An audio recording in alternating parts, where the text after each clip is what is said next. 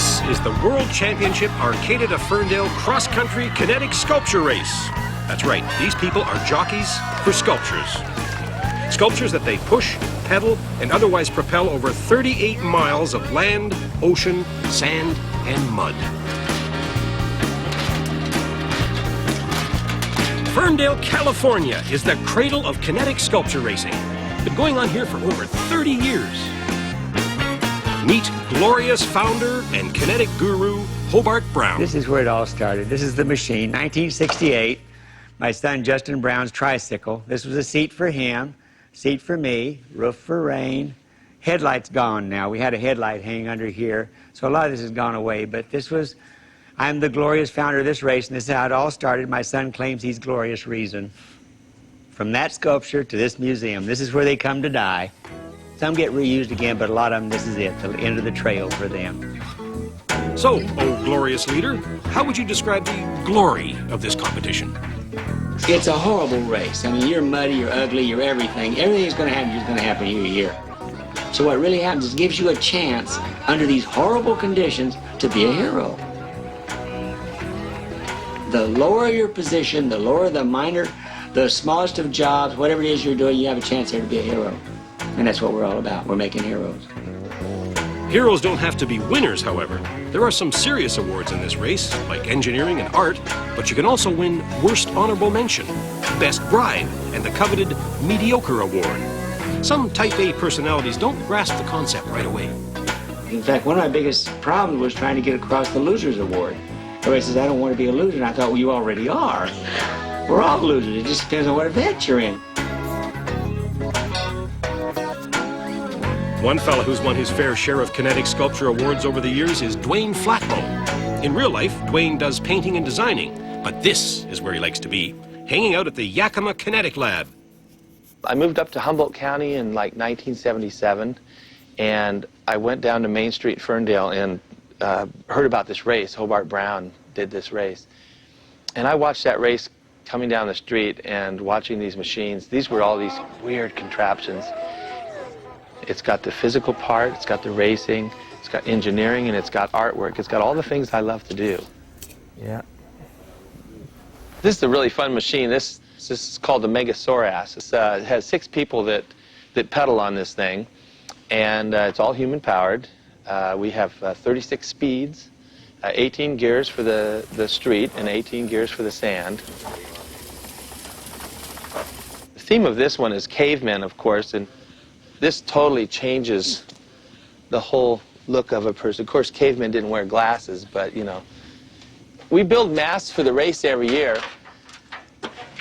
And you can see how a mask just changes your personality. Just a simple mask. Now, this is a used one. You can see this has been used already. So we do use a few used items on it. You want to see this bike? Yeah, you got to see this. If you guys are into weird wheels, this would be the weirdest. We're going to actually probably take this outside there. This is, we call this the badass. He's been through a lot. He's pretty funky looking, but the tightest turn is, there's a lot of ways to do this race, okay? You can do is what they call ace, and that's actually going all 38 miles without ever pushing the machine. And there's a lot of teams that go out there and they actually pedal as hard as they can. They go up the sand like inch by inch. Out of the 19 years I've been racing, I think I've aced it 5 times. But we tend to look at our machine as a beautiful piece of artwork that we're escorting to the finish line. That's what we're doing. Some of the sculptures aren't quite ready for the starting line. Check out the Lock Nut Monster Crew. 2 days before the race, and these guys are feeling the pressure. My worst fear, just not being done before we hit the plaza. We pretty much have to ace. I've got one person on the team who's never done this event before, and his whole reason for doing this is to earn his wings. And what are these guys hoping for? To earn their tusks? This is the Ken Beidelman team with an entry called Hog Heaven. This is one laid-back warthog. I think we're going to take the cocktail cruise this year and take it really easy. I've been doing this for 16 years and I've aced the course 13 times, so We're gonna have fun this year. Fun? That's Dale Olson's middle name. He's been signing up for this race for 21 years.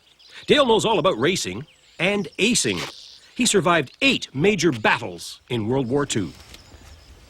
Everybody calls me Grandpa, you know. I try and tell the gals my name's Dale, but they still call me Grandpa. Doesn't work. Hang on. Give you an idea. It gets tougher, though, every year. At 75 years old, it's a bummer to get in shape. I stay in shape, but boy, it's hard to stay that way. Of course, I dance Friday and Saturday nights, too, so women, I have to get younger and younger because they can't stay with me no more. You got a strategy for this year, Grandpa? Cheat as much as I can. At 75, you gotta cheat, or I wouldn't be in the race. Of course, don't tell Hobart that. Meanwhile, back at the Kinetic lab, final preparations are heating up. Some contestants are down to costume adjustments. The nights in here when we work together, they're just wonderful. I mean, you know, you'll get done with it, and you've got this bond. And a lot of people that see the race, they don't see this part of it. They just think, oh, look at that cool machine, you know, can I ride it, you know? And so it's behind the scenes is where all this fun stuff really happens, you know. We're escorts for the hog. The hog is passed away. Somebody's got to get... That's the way we had to put him down. Oh, that's right. Well, we don't want anybody to know that he got hoof and mouth, and we had to shoot him. Here's June Moxon grooming her sculpture, a frisky Appaloosa named Sparkle. Sparkle even comes with her personal fan club. Well, the other teams, see, they've gotten everything done so early, and they've gone on to just embellishing upon the decoration they already had. There's no spirit, you know? There's no panic.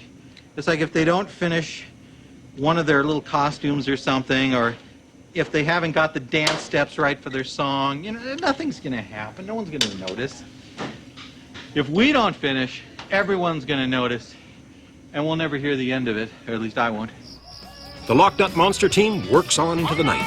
Will they be ready by race time? Will they have any energy to pedal by race time?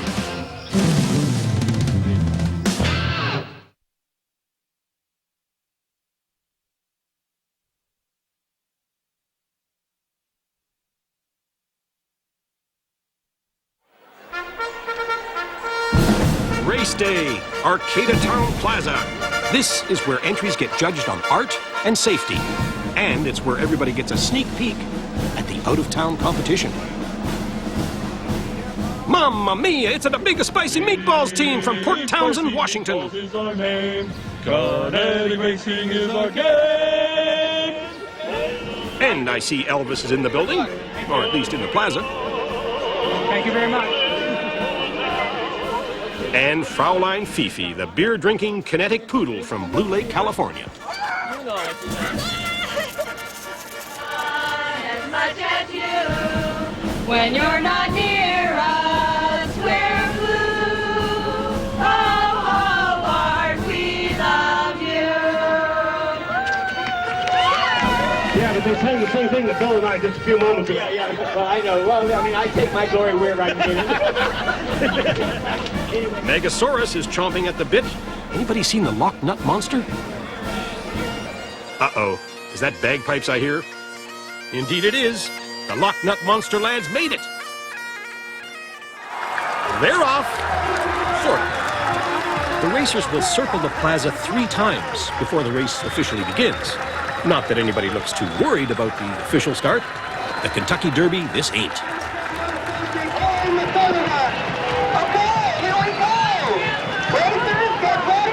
On your mark, get set, let the race begin! Okay, now it's official.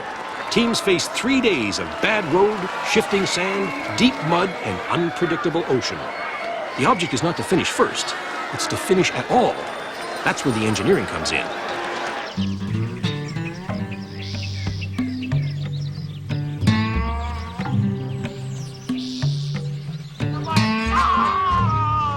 Some racers will leave no stone unturned. This is Team Monolith. Sparkle's cantering along nicely, but she's still a long way from the finish line.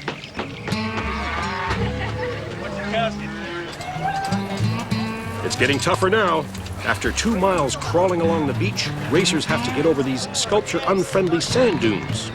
Race organizers give them a bit of a break here. They can get out and push or pull if they have to. Grandpa's looking fit and relaxed. I'm doing good there, working. Pull more to the left. These school kids have the right idea. Forget jockeys. Lay on more pit crew. Oak Elementary School. Makes the hill. This machine is notoriously top-heavy, so when you go up the hill, all the weight from the top gets shifted to the back, so it starts doing wheelies. We found that if we get these front guys grabbing the pedals with their hands and putting all their weight forward, that they actually put their weight of their bodies forward, and that keeps it down. So, really working out good. Moment of truth. Dead man's drop. Spectators gather to see if the sculptures can handle going down as well as going up.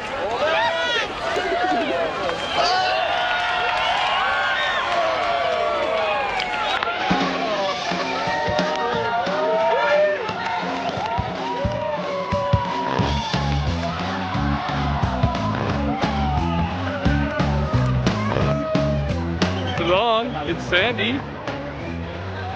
It's scary. Big Spicy Meatballs takes the plunge. Will they make it without one of their meatballs rolling off the table? Looking good. The Lock Nut Monster made it out of the starting gate, but will it make it down Dead Man's Drop?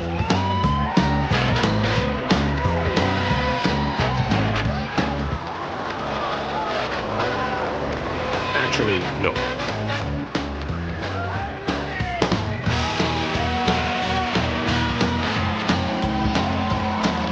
How do you feel?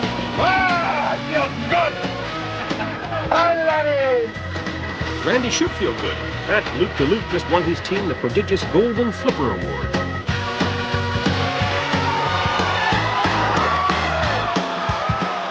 And that was the fastest anyone's gone down that hill today. It was very kinetic. Looked like a scared pig running through the bush. Exactly. That's the best part about it. They spooked it. Is it my imagination, or is Hog Heaven looking for an exit ramp? The survivors of Day 1 parked their kinetic sculptures under a highway bridge for the night. Well, all except Hog Heaven. Ken wasn't kidding when he said they were on a cocktail cruise. We figured out that all this stopping is slowing us down. We gotta have another drink on it, too. I didn't see him. Hey, can you buy me a prop?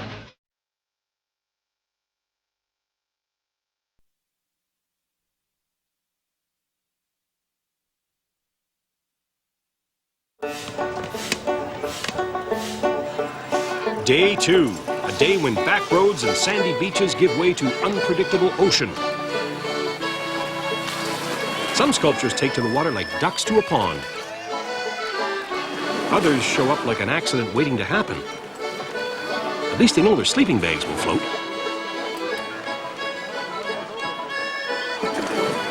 Big Spicy Meatballs have been waiting for this leg of the race. They're boat builders by trade. These guys, on the other hand, don't look like they're going to make up a lot of time. This little thing is supposed to save my life. I don't know if I trust it. It's awfully girlish, too. It's that blue color.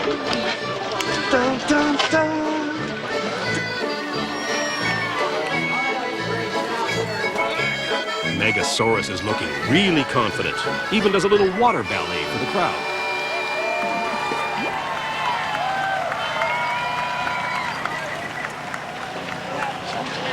How's it going, Grandpa? Terrible. Look at that. Grandpa is just flying through the water now. Grandpa's flying machine.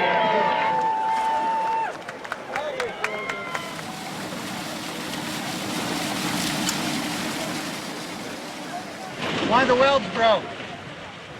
I'm compensating by weighting this side. It's a Cinderella story. Pretty soon it's out of the water and back on the road and right by James Holland's spread. He's enjoyed these backyard front row seats for years. Hey, Dale! How's it doing, Grandpa? He rides his contraption, I guess you should call it, in all the parades around the country. Every year he's involved in it. So he's getting up there pretty good, but he's a tough old guy. Hog Heaven stops for a break. Or does he have an ulterior motive? Seems like he's got his eye on that cute jersey on the far left. And Megasaurus is just gobbling up the miles, closing in on the day 2 finish line. And here it is, Camp Kavanaugh. This is where racers pull in for the night, put up their tents, and spend the evening doing repairs, swapping war stories, and swatting mosquitoes. That's everything on the road. Good thing the cops weren't around or I'd have got arrested. For the lock nut monster, some on-the-spot welding and a well-earned rest for the crew. In fact, rest is the operative word at Camp Kavanaugh. This is only the end of day 2. Tomorrow, they face the dreaded slimy slope.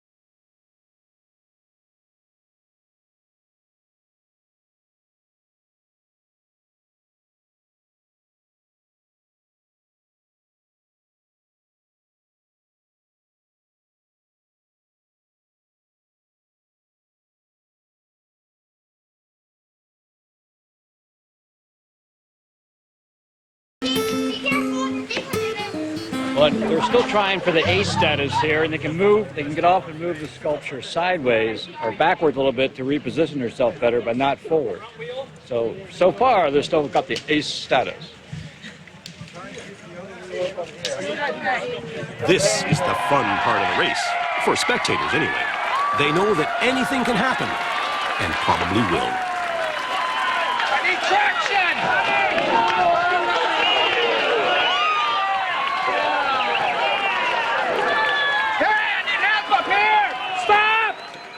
Stop! I'm tipping! I think Nessie's going to be visiting the chiropractor after this. Hang on, Ms. Monster. You make it to the top of Slimy Slope, it's pretty well a cruise all the way to the finish line.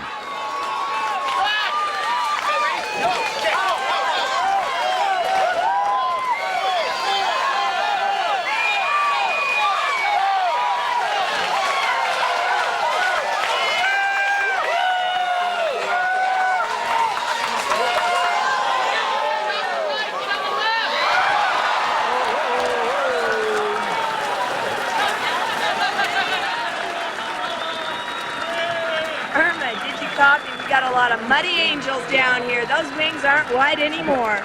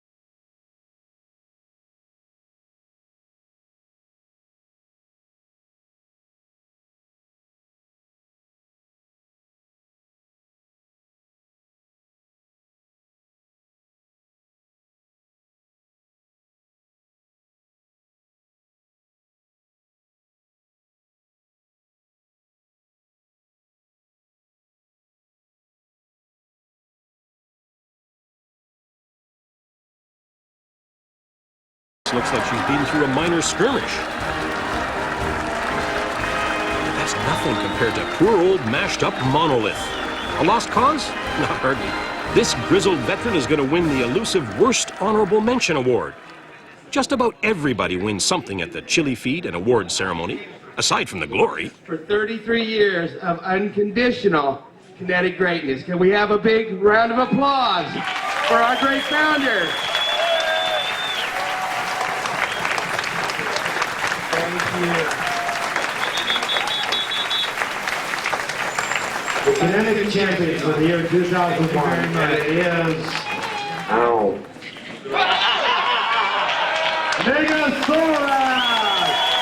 The Kinetic Champion Award is the Super Bowl trophy of this race. It goes to the sculpture that accumulates the most points in all categories. I just want to thank Hobart for inspiring me. When I moved up here in 1977, I saw my first race down here in Ferndale, and I was blown away. I sat there and just stared at those machines and said, this is my kind of thing. Building things from junk and engineering and working hard and pedaling.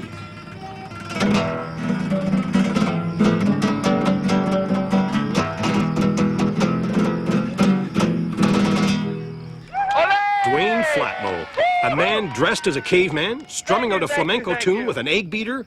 Does that make any sense at all? You know, in the world of kinetic sculpture racing, it actually does. Oh, fame. I love it, man. I love it.